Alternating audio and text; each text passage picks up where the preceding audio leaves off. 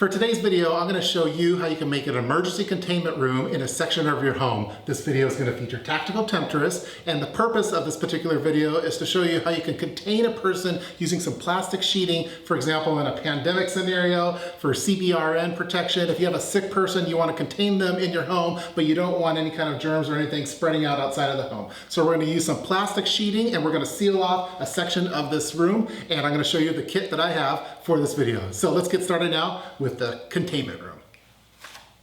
So the kit that I made for this particular video was heavily inspired by the Showtime series Dexter. And Dexter had what he called the kill room kit, and it was basically a bag that contained all of his supplies that he would use for putting plastic sheeting up, almost like what a drywaller would do when they're drywalling a room. And he had it all contained in a small little duffel bag. So that's what I made for my particular pandemic containment room kit. So the kit that I made is very much like the one that Dexter used. It's fairly small in a duffel bag, and I store it with our other emergency preparedness supplies. So as you can see, everything is stored nice and neat, and one particular kit has everything that I need to seal off a room. Just as a quick disclaimer, this video takes a lighthearted approach to a very serious topic. It is not intended to be a professional setup and is instead just a basic DIY concept to help get the conversation going with regard to this topic. This video uses the term containment room, but it would probably be better to refer to it as a makeshift isolation room. A true containment room would be a lot more elaborate and would include such requirements as HEPA filtration in addition to having negative air pressure. In this video, we cut out a door for entry and exiting, so there is no pressure gradient. There are multiple recommended pressure gradients for these type of rooms, such as Class S for standard, Class N for negative, Class P for positive, and Class Q for quarantine. A quarantine room is used to separate and restrict movement of well persons who may have been exposed to a communicable disease to see if they have become ill. These people may have been exposed to a disease and do not know it, or they may have the disease but do not show any symptoms. So the quarantine room could also help limit the spread of the disease. An isolation room is used to separate ill persons who have a communicable disease from those who are healthy. Isolation restricts the movement of ill persons to help stop the spread of certain diseases. In a true emergency scenario, you may be able to harvest HEPA filters from a home air filter or even a vacuum cleaner and jerry-rig it into the plastic sheeting to help maintain the recommended pressure gradient. The items included in this video aren't limited to reducing the spread of disease. In Chapter 2, Section 4 of the U.S. Armed Forces Nuclear, Biological, and Chemical Survival Manual, they discuss the topic of special procedures when at home for nuclear, biological, and chemical attacks. It states, if there is a terrorist event requiring you to seek shelter in your home, gather all family members and emergency supplies and proceed to your safe room. Close all doors and windows and turn off the ventilation system. If you have not already done so, seal all windows and doors with plastic tape. The items in this DIY containment room kit could theoretically be used for this purpose as well. Again, this video is not intended to be a professional grade containment, isolation, or quarantine room, and is more of a cheap DIY approach to this very serious topic. I have provided links to professional research papers in the description box below if you would like to learn more advanced information on the subject. This video will also not cover certain PPE items such as Tyvek suits or even a hazmat suit. Those will be covered in a future video. And now, after that quick disclaimer, let's go back to the video. So let's start going through all the items now that are stored inside of the containment kit, narrated by Tactical Temptress. Let's begin going through all of the items stored in the containment room kit. All of the items in the containment room kit are stored in a Rothco 19-inch canvas shoulder bag. This small, affordable canvas duffel bag works great to store all of the items of the DIY containment room. It mimics the style of duffel bag used on the Showtime series Dexter for storing Dexter's kill room supplies. Warp Brothers SP-4CH10-C 4mm carry home coverall clear plastic sheeting. These rolls of 4mm plastic, while not as thick as greenhouse plastic, work great for the purpose of this kit. Each one is 10 foot by 25 foot. They're tough to tear and roll out easily. Next is the Real Professional Premium Grade Gaffer Tape in red. Gaffer's tape was used for this kit since it is able to stick to the walls without totally ripping off the paint and wall texture.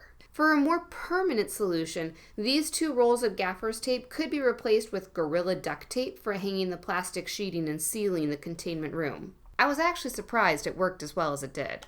Task Tools T7450063 120-inch quick support rod. Drywallers use these type of support rods for aiding in the placement of the plastic sheeting on ceilings. While a pack of 4 would have been ideal, this single quick support rod greatly aided in the setup process of the containment room. Zip wall, zip fast, reusable barrier, 2.5-foot panel for dust barriers, ZF2. For certain applications, you may want to use a reusable dust barrier in combination with the plastic sheeting. These can be zippered together and rolled up to create a doorway. Zip wall, zip door, standard door kit for dust containment, ZDS. If making a plastic containment room in a room with a door, this standard door kit for dust containment offers a great option to ensure that the door of the room is sealed. It can be zippered for entry and exiting. It would be best to use a system like this with multiple containment layers to help avoid the spreading of contamination during entry and exiting.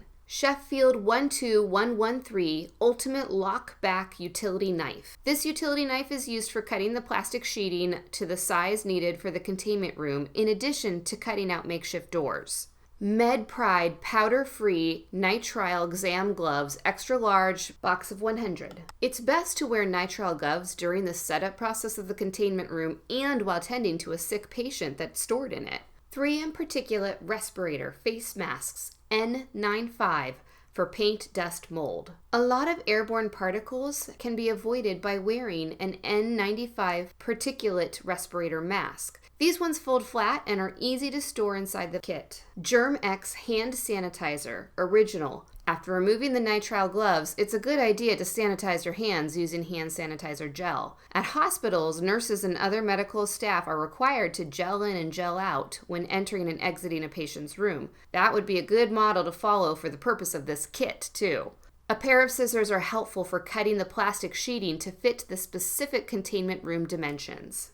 And that concludes all of the items stored in the containment room kit. Now we are going to use these items to quarantine off a portion of this room by attaching the plastic sheeting to the ceiling, walls, and floor using the gaffer tape.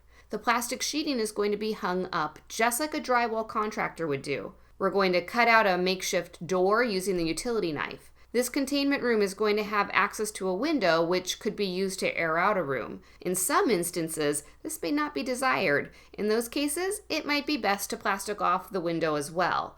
Now let's get started setting up this makeshift containment room using the kit.